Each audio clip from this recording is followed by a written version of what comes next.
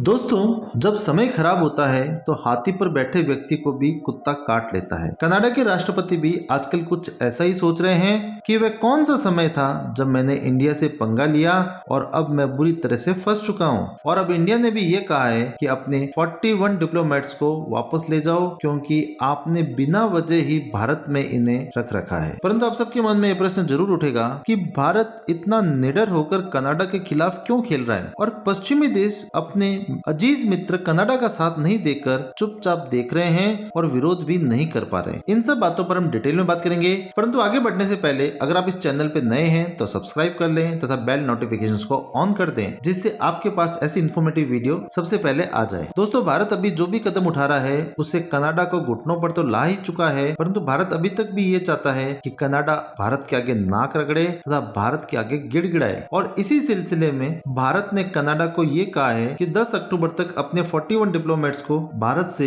रवाना कर दें, अन्यथा भारत फिर इस मामले में कोई भी कार्रवाई करने के लिए स्वतंत्र रहेगा, क्योंकि कनाडा के भारत में 62 डिप्लोमेट्स काम करते हैं, जबकि भारत के सिर्फ 21 डिप्लोमेट्स ही कनाडा में काम करते हैं और उन 21 डिप्लोमेट्स को भी कनाडा वहां पर सुरक्षा प्रदान नहीं कर सकता तथा भारतीय दूतावास पर लोग हमला कर देते हैं। और भारत ने अपने अच्छे संबंधों के चलते कनाडा के 41 ज्यादा डिप्लोमेट्स को भारत में रहना अलाउ किया हुआ था, क्योंकि भारत और कनाडा के संबंध काफी अच्छे थे। और हर देश के डिप्लोमेट को दूसरे देश में बहुत सारे मामलों में इम्यूनिटी मिली होती है और उनके लिए अलग से लॉ होता है। उन्हें जेल में नहीं डाल सकते, भले ही उन्होंने अपराध भी किया हो, उन्हें गिरफ्तार भी नहीं कर सकते और उनको सुरक्षा भी प्रदान करनी होती है। तो भारत का ये कहना है कि हमने पैरिटी लाने के लिए अर्थात सिमिलरिटी लाने के लिए ऐसा किया है, परंतु हकीकत सब जानते हैं कि भारत कनाडा को उसकी औकात दिखा रहा है। और साथ ही भारत ने कनाडा के नागरिकों को वीजा भी बंद कर दिया है। ऐसे में कनाडा इनकी जगह किसी दूसरे डिप्लोमेट्स को भी भविष्य में भेज नहीं पाएगा।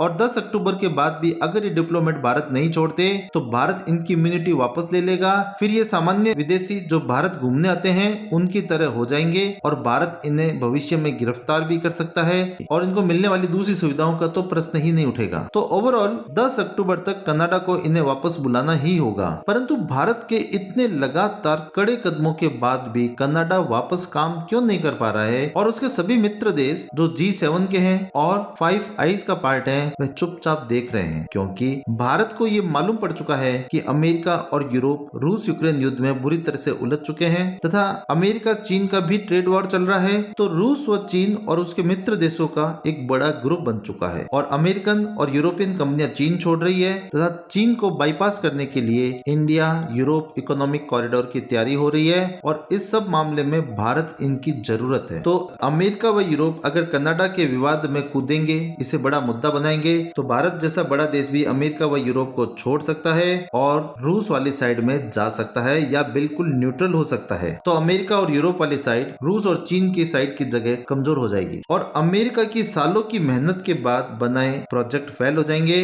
तो इस कारण अपने खुद के फायदों के लिए वे सभी लोग चुप हैं। दूसरी बात यह भी है कि भारत को यूनाइटेड नेशन सिक्योरिटी काउंसिल की परमानेंट मेंबरशिप चाहिए और चीन इसमें लगातार रोड़े अटका रहा है। तो भारत ने इनडायरेक्टली इन सभी देशों को, जिसमें रूस और चीन भी शामिल है तथा अमेरिका व यूरोप भी है, इन सब को एक इनडायरेक्टली मैसेज दे रहा है कि भारत से पंगा मत लेना, अगर पंगा लोगे तो भारत बहुत कड़े कदम उठाएगा। तो इन दोनों कारणों से भारत जानबूझकर कनाडा पर कठोर से कठोर कार्रवाई कर रहा है और कनाडा इसमें कुछ भी नहीं कर पा रहा और कोई भी देश कनाडा का साथ नहीं दे रहा। वैसे आपको क्या लगता है दोस्तों, क्या भारत को कनाडा के खिलाफ इतने ही कड़े कदम उठाने चाहिए? आप हमें कमेंट सेक्शन में बताएं। Thank you for watching this video.